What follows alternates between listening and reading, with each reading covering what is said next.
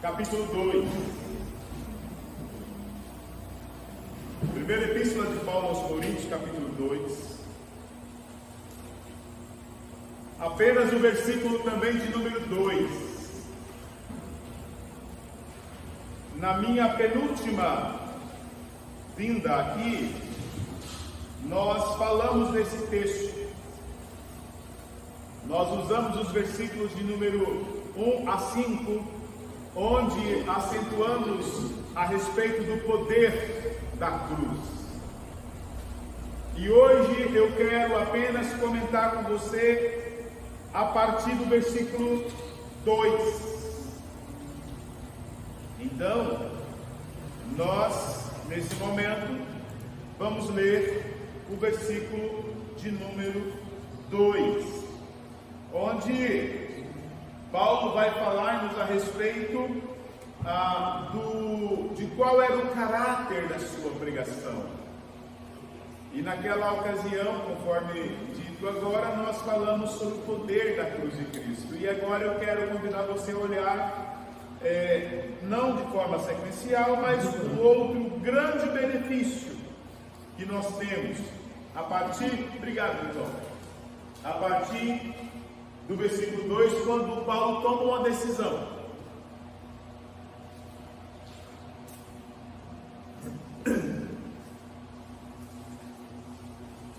Primeira carta de Paulo aos Coríntios, capítulo 2, verso 2, ele fala assim, olha: porque decidi nada saber entre vós. O que Paulo não decidiu? Outra coisa a fazer, irmãos? Senão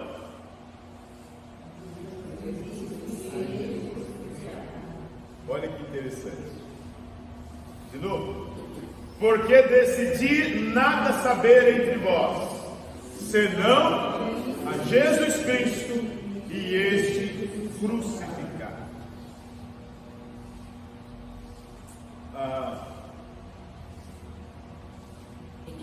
Eu mencionei para vocês um livro um tempo atrás aqui, também na Escola Bíblica Dominical. O nome do livro que eu falei com os irmãos é Até que Nada Mais Importa. E agora, olhando para esse versículo 2, eu digo para você: nada além de Cristo ou crucificado. Nada além de Cristo ou crucificado. Meus queridos, vocês hão de convir comigo que a integridade do Evangelho, quando você olha para o tempo que o apóstolo Paulo estava conversando aqui, a integridade da mensagem dele, ela estava sendo atacada. Que interessante. Por que, meus queridos? O Evangelho, nesse momento, ele estava se misturando com a filosofia. Evangelho e filosofia. Aqueles irmãos pertencentes ao retiro de Paulo, aqueles irmãos, eles buscavam um evangelho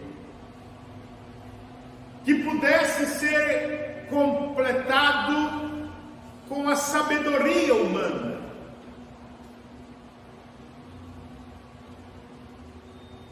O evangelho, então, não é suficiente.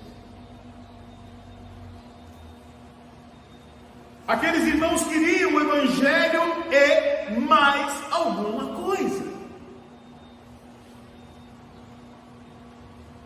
O evangelho e mais alguma coisa.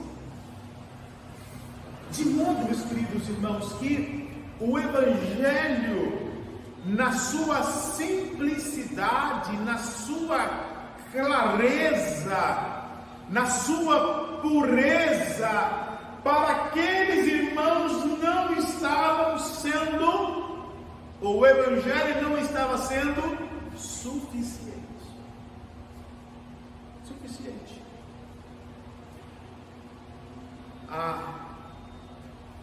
Mas quando nós olhamos para a verdade bíblica, meus queridos irmãos, a conclusão única e verdadeira é que o Evangelho ele não pode se misturar com a filosofia, por uma razão básica. O resultado dessa mistura pode levar o cidadão, ou pode nos levar ao que chamam de liberalismo. Consequência do liberalismo, morte da igreja. Morte da igreja. Também o Evangelho, irmãos, não pode se misturar com a ideologia política, pois esse pode resultar no mesmo caminho de, por exemplo, que aconteceu na América Latina, que desembocou naquilo que nós chamamos de teologia da libertação, de modo que nem o liberalismo e nem a teologia da libertação traz benefício para a igreja.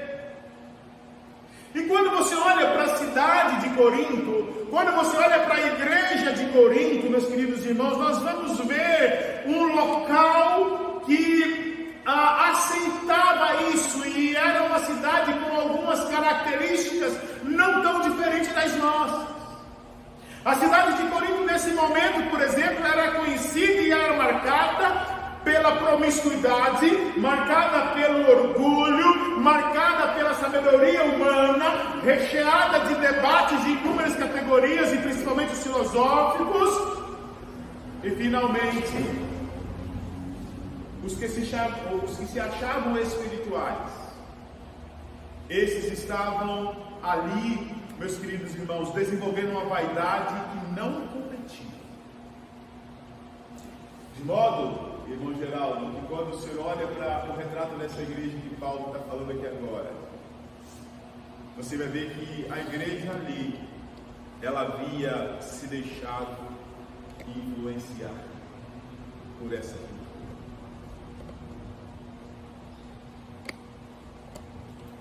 Engolida pela filosofia, tomada pelo liberalismo,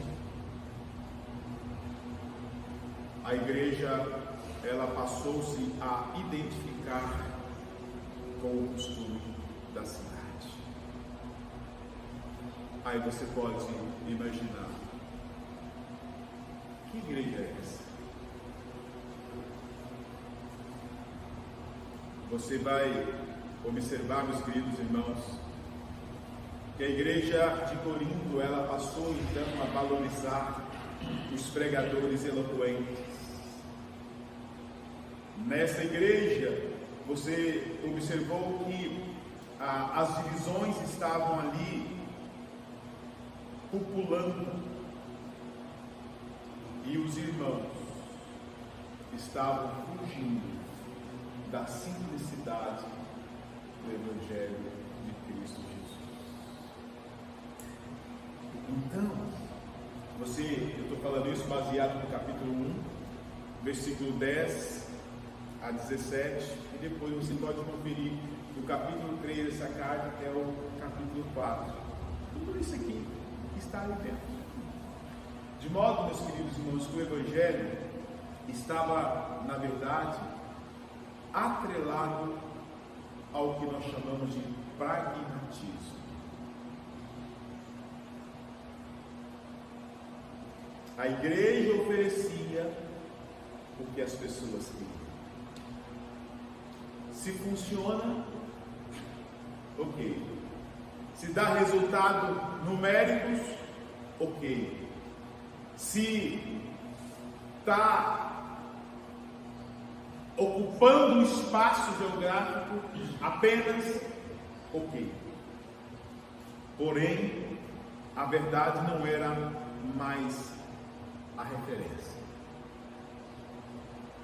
A referência era: está funcionando? Vamos continuar.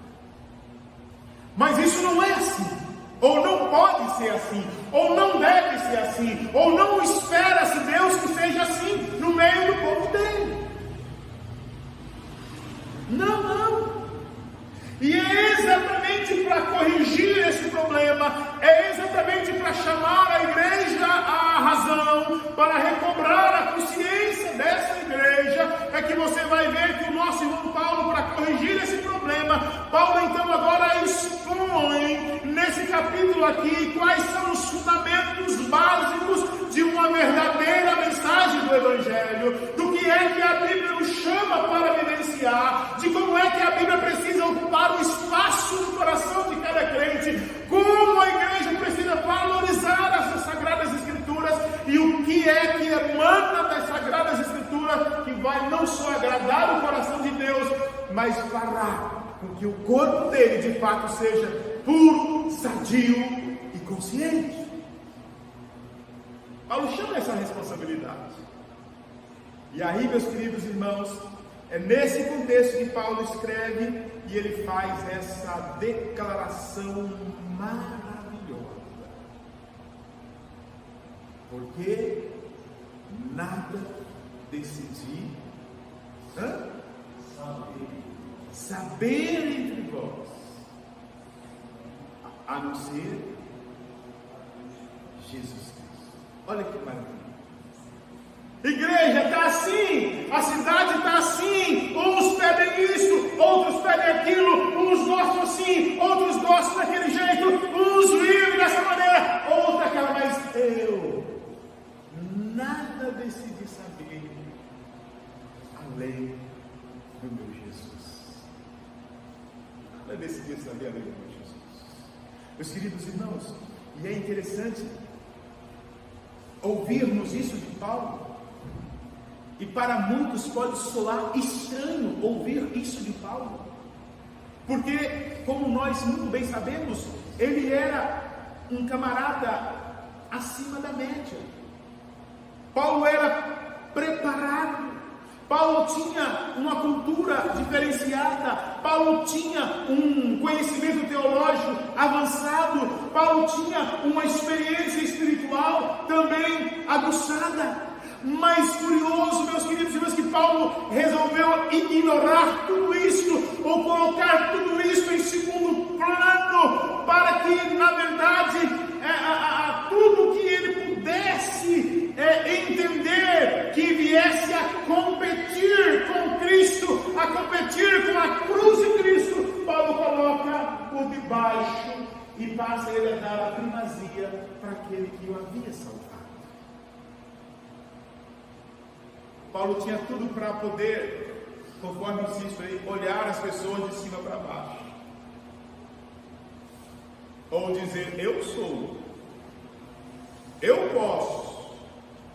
A palavra aí que usa muito, eu tenho gabarito para falar, ou eu posso falar com conhecimento de causa. Paulo não fala desse jeito.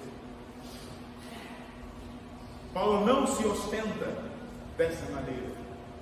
Pelo contrário, eu decidi nada mais saber além de Cristo, o meu Senhor, o crucificado. Irmãos, essa decisão de Paulo ensina algo que é vital para a minha vida e para a sua vida. Essa decisão de Paulo, ela é extremamente necessária também hoje para a igreja do Senhor Jesus. Primeiro, por que Paulo decidiu não saber? Aqui eu relembro algumas coisas que eu me comentei lá em abril. Primeiro, Paulo não era ignorante, conforme eu acabei de falar da sua formação. Paulo não era ignorante. Ele então deliberadamente decidiu ou escolheu não se apoiar em alguns tripés. Tripés estes que poderiam concorrer com a cruz de Cristo. E quando você olha para esse texto, Paulo vai dizer-nos aí que ele não resolveu ele não escolheu apoiar a sua vida, por exemplo, na sabedoria humana. Paulo não se valeu da sua sabedoria humana. Paulo não se valeu também da sua filosofia, ou da filosofia grega, melhor falando. Por quê, meus queridos irmãos? Corinto amava o que todos sabem da retórica. Essa igreja gostava de discursos bonitos. Essa igreja gostava de ouvir argumentos filosóficos. Essa igreja gostava de uma exposição sem erro. Paulo podia fazer isso, meu filho. Paulo podia dar a eles esse conhecimento. Paulo podia dar a eles o que eles gostavam. Contudo, meus amados irmãos, ele não quis. Por quê? Ele entendeu que isso era fruto tão somente da sua sabedoria humana, ou do seu conhecimento humano. Era algo que iria fazê-lo firmar e consolidar diante da igreja, iria promover a sua autoexaltação. Mas Paulo sabia que ele não deveria fazer isto, porque se portando dessa maneira, ele correria o sério risco de ser um concorrente da cruz, e aquilo que ele poderia ensinar para a igreja, poderia ele, no seu conhecimento humano, anular o poder, entre aspas, irmãos, anular o poder da cruz. Entre aspas. Paulo não queria anular a cruz. Paulo, ele não quis firmar-se em discussões políticas. Paulo não embargou também na estrada da política social. E olha que Paulo viveu debaixo de uma opressão muito grande. Os romanos naquele tempo, meus amados irmãos, estavam tentando sucumbir o povo de Deus. Paulo não barganhou o culto da igreja. Paulo não fez política de cima do seu povo. Sabe por quê? Heitor, o Evangelho não é uma ideologia terrena, como muitos pensam. O Evangelho é uma proclamação das boas novas celestiais, é o anúncio que todo crente precisa fazer, porque é o anúncio da melhor notícia, é o anúncio da maior necessidade que o mundo precisa ter: Jesus Cristo, o Filho de Deus Salvador. Não é de uma ideologia terrena. É por isso que Paulo não quis se valer dele. Paulo não quis saber das tradições também. Paulo não quis entrar em debates religiosos, porque quem muito fazia ou quem muito se interpelavam eram os fariseus dos seus dias. Os fariseus que estavam na igreja. Paulo poderia ter impressionado aqueles irmãos com a sua formação rabínica. Ele poderia ter usado do poder da persuasão. Porém, meus amados irmãos, sabia Paulo que o fim da lei era o seu Senhor Jesus.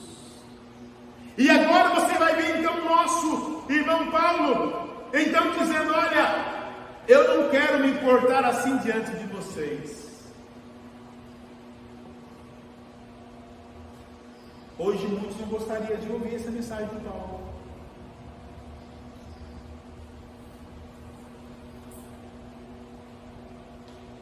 Irmãos, tristemente nós fazemos parte de uma geração que, ao invés de ver o que Deus fala a ela por meio da palavra de Deus, muitos irmãos estão querendo viver de experiência de outros. O que eu chamo de experiência de outros? Experiência de outros eu chamo de aqueles irmãos que recorrem a outros para que outros afirmam a eles, para que outros os ensinem por meio das suas experiências pessoais. Mas esquecem eles que, como o próprio nome já diz, é uma experiência pessoal. É Deus falando com ele, é Deus comunicando a sua vontade a ele, é o trato de Deus individualmente, e Deus não trata individualmente a mesma questão, da mesma forma, a mesma coisa com todos, por isso é pessoal. Cada qual tem a sua intimidade com Deus, e desta Deus fala a ele, de acordo com a necessidade da pessoa, ensinamentos diversos. E Paulo, meus queridos irmãos, não se valeu da sua experiência pessoal e nem espiritual. Se você olhar para o capítulo 12 da segunda carta, Paulo teve, por exemplo, visão do céu. Mas Paulo não lembrou essa igreja, ele não fez menção disso aqui. Paulo não desenvolveu, ou ele sabia que a fé não pode se apoiar em experiências ou sensações. Não. A nossa fé, irmãos, ela precisa estar firmada na obra objetiva de Jesus. Eu não posso ter fé na fé de alguém. Nunca. E você vê muitos aí, eu vou lá no fulano para o fulano orar. Como se só a oração dele fosse aceita ou escutada por Deus. Não, não é assim. Paulo não valeu da técnica de autoajuda. Ou Paulo não quis valer-se de um falso moralismo. E a igreja de Corinto estava recheada desses irmãos.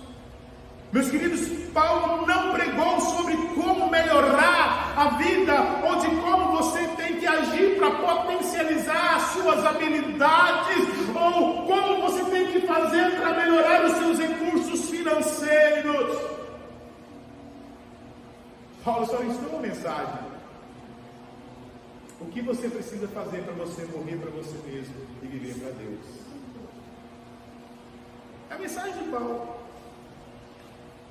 Irmãos, o púlpito da nossa igreja não é um lugar para desenvolver vaidades. O púlpito da igreja não é lugar para ideologias políticas. Não é lugar para você fazer das suas experiências pessoais como as únicas e verdadeiras. Não é lugar para você ensinar autoajuda para ninguém. Não é lugar de sair mensagem motivacional de forma nenhuma. Sabe por quê? O púlpito da igreja só deve ter lugar para uma mensagem. Para uma mensagem. Qual é? Cristo Jesus e esse crucificado. É o que deve sair daqui. É o que deve sair daqui. Então, irmãos, embora gastasse muito tempo que Paulo não decidiu saber, Paulo resolveu fazer uma coisa aqui. O que Paulo resolveu então a saber, irmãos? O que Paulo resolveu a saber?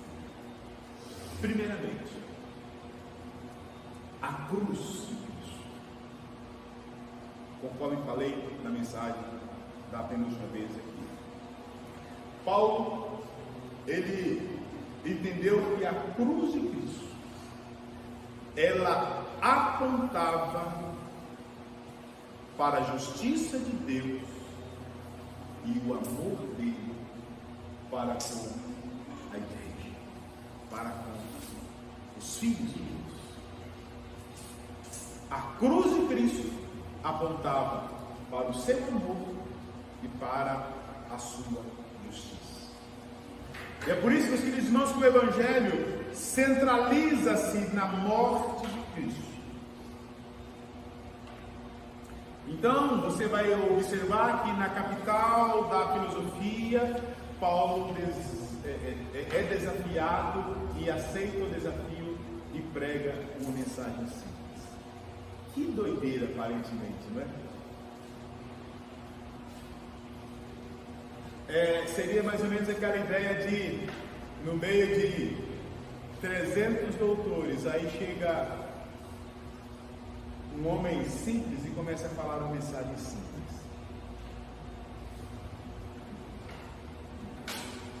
Todo o público esperava algo rompante, algo cheias de expressões novas, cheias de ensinamentos novos, para aumentar o conhecimento deles.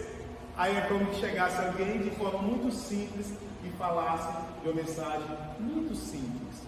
Porém, essa mensagem simples objetivava destruir o conhecimento que todos ali esperavam aumentar. Assim é a nossa vida, Deus. Antes de Deus colocar mais dele sobre nós, ou em nós, é preciso que o que temos naturalmente seja disposto.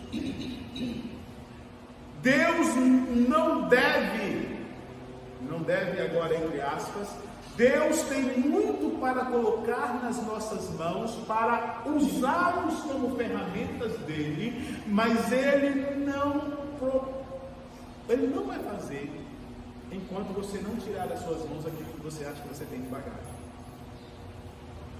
Não.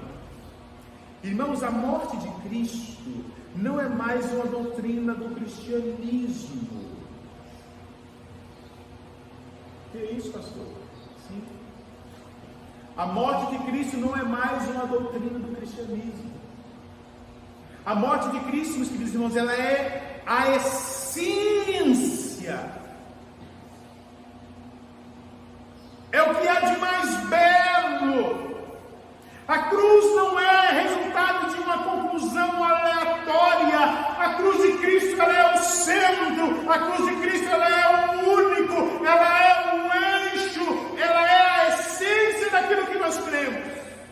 E devemos pregar isso. A cruz de Cristo. A morte substitutiva de Cristo na cruz é o ponto central do Evangelho. Não há outro, não pode ser pregado outro Evangelho, irmãos, a não ser esse, Jesus Cristo crucificado. Não. Paulo não está pregando Cristo, não está apresentando a Ele como um homem perfeito, não está apresentando Cristo como um ilustre morador da terra, mas Paulo estava aqui, meus queridos irmãos, pregando a este Cristo crucificado. Ou seja, Paulo agora está anunciando a morte de Cristo. E todas as vezes que a igreja perde de vista a cruz de Cristo, ela perde a essência do Evangelho. E isso não pode acontecer entre nós. O apóstolo, irmãos, não está apenas repetindo nomes, mas de forma intencional. Paulo destaca dimensões da identidade e da obra de Cristo Jesus, o seu Senhor. O que Paulo destaca aqui, meus irmãos? Primeiro, Jesus, o Verbo encarnado. Quando Paulo diz Jesus, Paulo se refere à sua humanidade histórica, a humanidade histórica do Filho eterno de Deus. Deus em Cristo Jesus se fez carne. Jesus de Nazaré assumiu a nossa identidade humana, viveu conosco, chorou conosco, sofreu conosco, obedeceu. Aí quando você olha ele falando aos Filipenses, vai dizer que quando Cristo fez isso, Ele se identificou conosco. É por isso que quando você chora, Jesus se condói com você, porque Ele chorou. Quando você fica triste, Ele se identifica com você porque Ele experimentou a tristeza. Quando você sente dor, Ele identifica com você porque Ele soube o que é sofrer.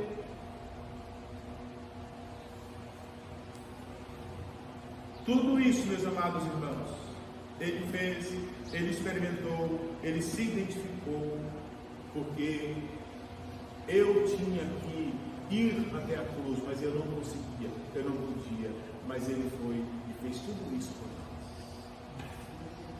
É por isso que ele fala desse Jesus. É por isso que ele declama com palavras maravilhosas quem era esse Jesus. Mas, pastor, por que isso importa para nós? Qual é a aplicação disso para nós, pastor? Primeiramente, irmãos, porque só um verdadeiro homem tinha que atender às exigências de Deus. Porque foi um homem que havia provocado essa causa de separação entre Deus e os homens. Mas dos nascidos de mulher, ninguém se habilitava ou tinha condições para atender essa exigência. Então, Jesus, assim fazendo, ele nos representou diante de Deus. Assim, Jesus fazendo, ele obedeceu aquilo que eu não conseguia obedecer. Assim, Jesus se comportando, meus amados irmãos, ele sofreu para ser o meu substituto. Desse modo, Paulo nos ensina que ele não tinha decidido nada mais a saber além de Jesus Cristo, o crucificado. E quando ele fala da palavra Cristo, meus amados irmãos, ele está falando a respeito da unção, ele está falando agora não do homem, mas ele fala agora da divindade de Cristo e da sua missão como Messias. E agora, quando você vai prestar atenção, você vai descobrir que Cristo, ele não é um sobrenome, como é o Assipeste, como o Lídio. Cristo é um título. Cristo significa ungido, e é o Messias, que é aquele que tinha sido prometido, que era aquele que seria o Rei divino, o Cristo prometido, o Rei divino, aquele que seria o profeta, cumprindo todas as profecias do Antigo Testamento, seria o sacerdote, conforme nós vemos agora, o sacerdote eterno e perfeito. Por que isso importa para nós, pastor?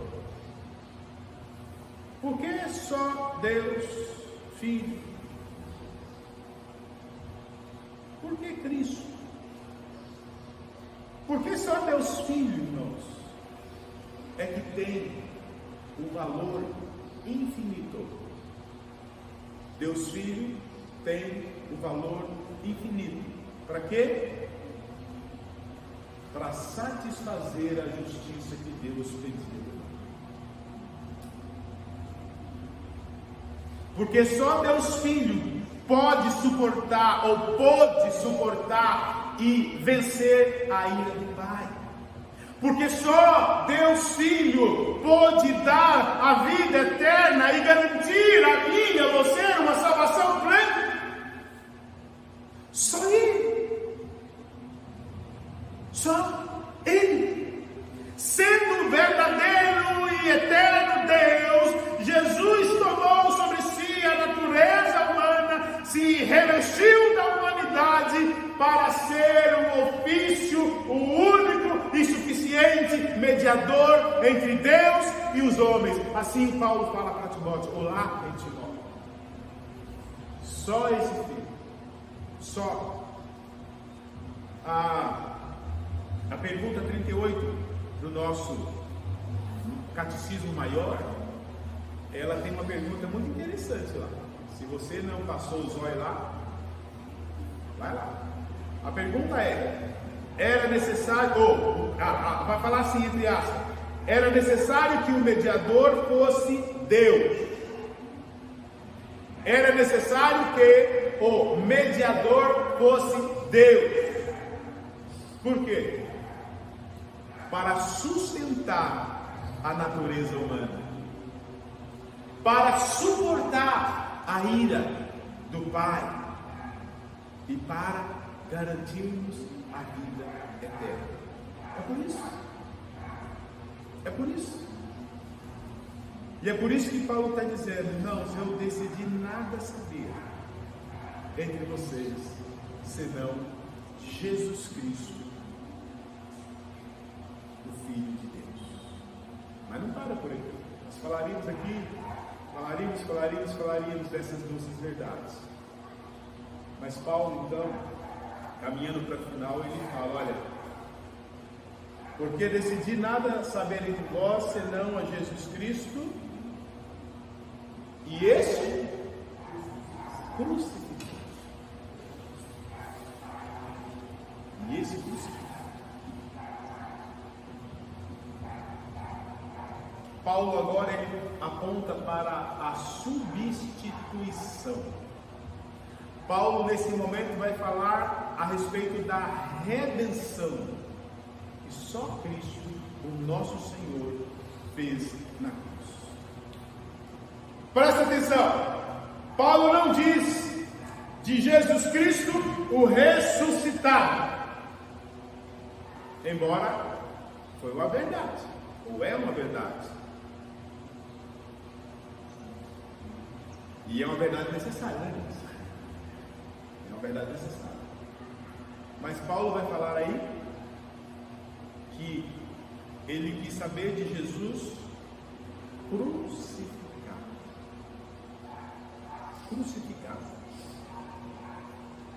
Por uma razão básica. Porque a cruz é o ponto central da sua missão como Redentor.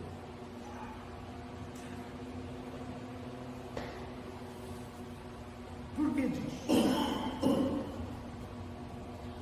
Qual a implicação disso? Primeiro, porque a cruz foi substitutiva. Grava essa palavra aqui. A cruz foi substitutiva. Sabe por quê? O próprio nome já sugere. Ela foi substitutiva porque ali Cristo morreu no lugar do Senhor. Cristo morreu no seu lugar ali, lembra? Estela, sábio. Era para eu estar ali.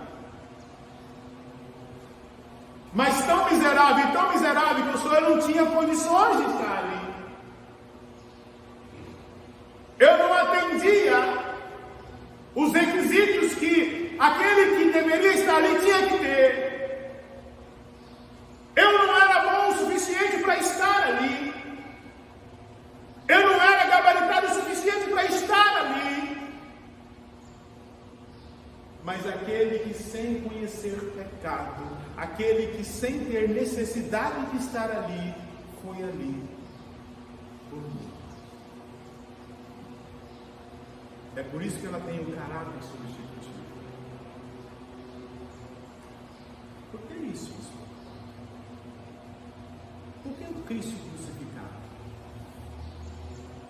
Porque a cruz foi também não só substitutiva, mas ela foi punitiva. Em que sentido, irmãos?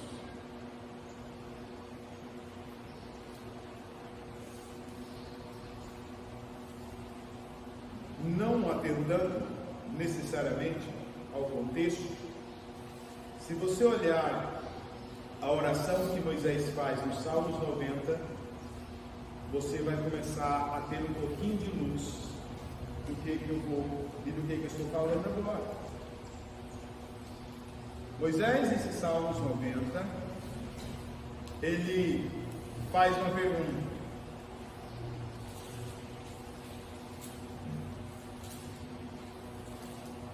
Os dias de nossa vida sobem a 70 anos, ou é vendo vigor a 80, nesse caso o melhor deles é cancerífado, porque tudo passa e nós voamos. Agora presta atenção no versículo 11, quem conhece o poder da tua ira?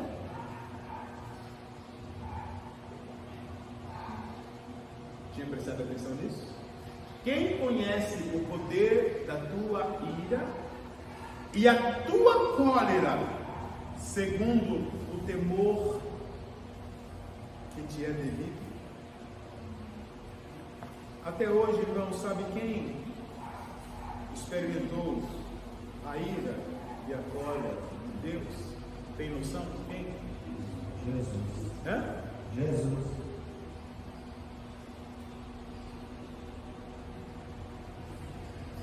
É por isso que ela é punitiva.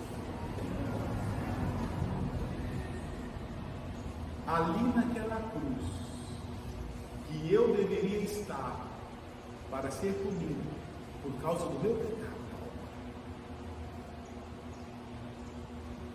Jesus Cristo ali, Ele recebeu a justa ira de Deus, que era para mim. Ele foi sofrer lá no meu lugar. A cruz de Cristo, ela também foi de caráter punitivo. Cristo recebeu a justa ira que era minha. Porém, irmãos, também essa mesma cruz, ela foi e é poderosa. Louvado seja Deus.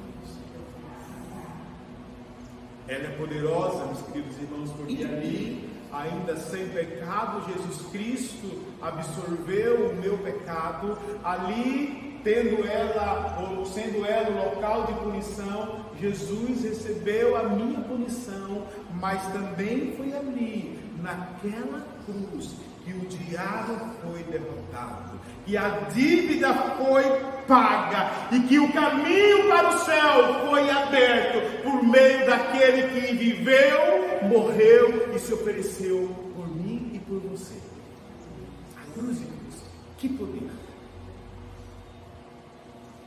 É por isso que Paulo está dizendo: eu também não me envergonho do Evangelho. Eu não só o prego, mas eu não tenho vergonha do mesmo, porque este mesmo é o poder de Deus para a salvação de todo aquele que nele crê. Paulo contundentemente ensina essa verdade. Ele ajuda-nos a entender isso, porque na cruz há poder. Se Paulo decidiu nada saber além disso, irmãos, é porque Paulo sabia que não há nada mais essencial, não há nada mais poderoso do que a cruz de Cristo. A cruz, então, não é um tema entre outros. Repito, a cruz é o centro da nossa fé, é o centro da nossa mensagem, é o centro do nosso, precisa ser o centro do nosso alvo. A cruz de Cristo, a cruz de Cristo, ela é, como muitos já dizem, o coração do Evangelho. Ela revela quem Deus é, o que Cristo fez, e ao mesmo tempo ela revela quem eu sou, o que eu fiz. E ela é o único caminho, irmãos, para a salvação.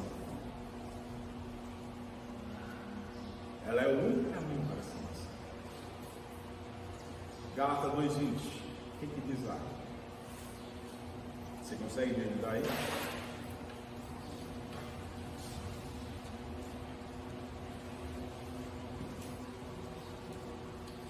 Estou crucificado com Cristo, já não vivo eu, mas Cristo vive em mim.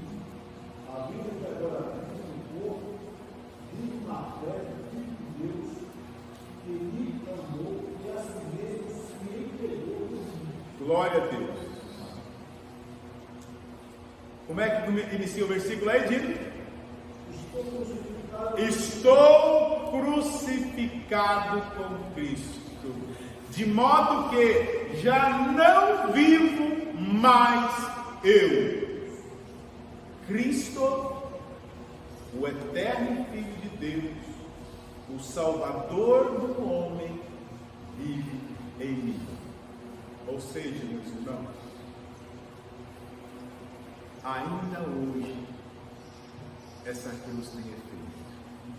Ainda hoje, só esta cruz, ou só aquele que suportou essa cruz, ele ainda hoje transforma vidas. E Paulo testifica isso.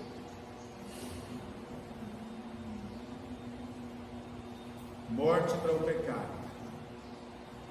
E quando Paulo está dizendo que a cruz de Cristo ela transforma a vida, irmãos, ele está dizendo que ainda nesse tempo, pela cruz de Cristo, nós fomos ensinados a amarmos, a perdoarmos, a servir e a negar a nós mesmos.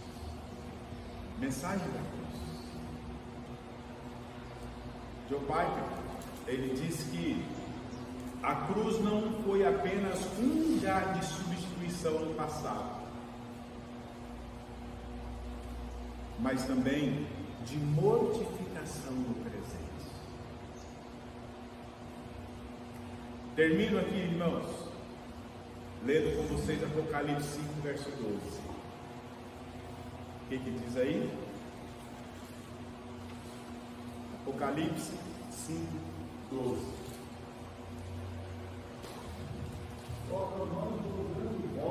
Vamos fazer um coro bonito aqui? Olha lá, todo mundo. Grande voz, digno é o Cordeiro, foi morto, receber poder, e riqueza, e sabedoria, e força, e honra, e glória. Tudo isso, só tem alguém que merece receber. Quem?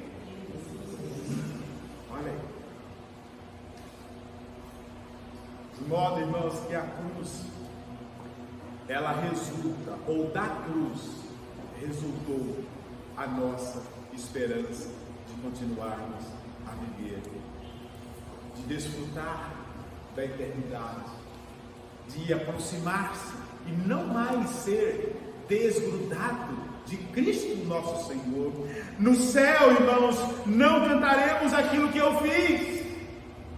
Você não vai cantar que você foi presbítero Miguel, que você foi evangelista Samuel, que você foi diácono Dino, que eu fui pastor. Não vou saber disso, eu não quero cantar isso, eu não vou cantar.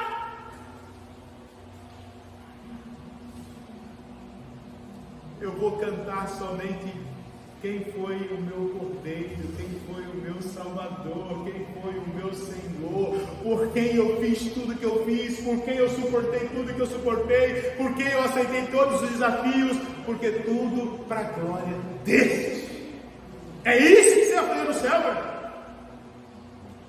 Você não vai preocupar onde você vai morar, se é pouca pedra de ouro, se é pouca rua de ouro. Isso nada vai mais importar para você, embora muitos querem saber disso. Bobagem, bobeira. Você vai estar diante do Todo-Poderoso, diante daquele que foi morto, e por causa disso ele foi o dono do poder, o dono da riqueza, da sabedoria. Você vai cantar como ele foi, o que ele fez, como que esse Deus demonstrou poder, como que esse Deus administrou as coisas com a riqueza, como que esse Deus foi sábio em poder, em força e graça.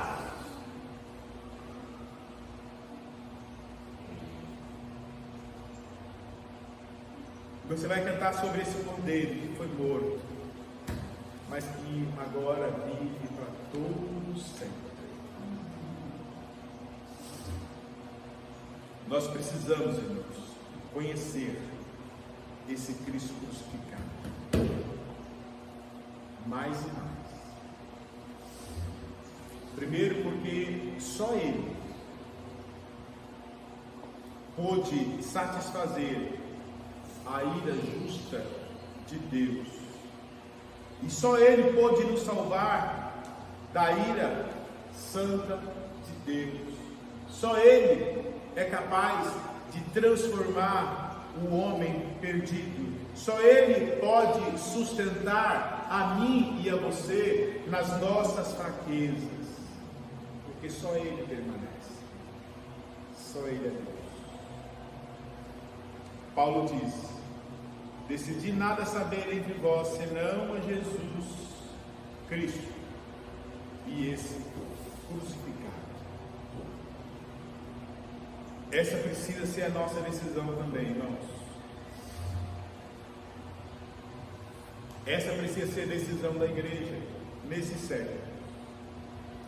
Nós, como pregadores, devemos evitar e resistir à tentação de agradar aqueles que nos escutam.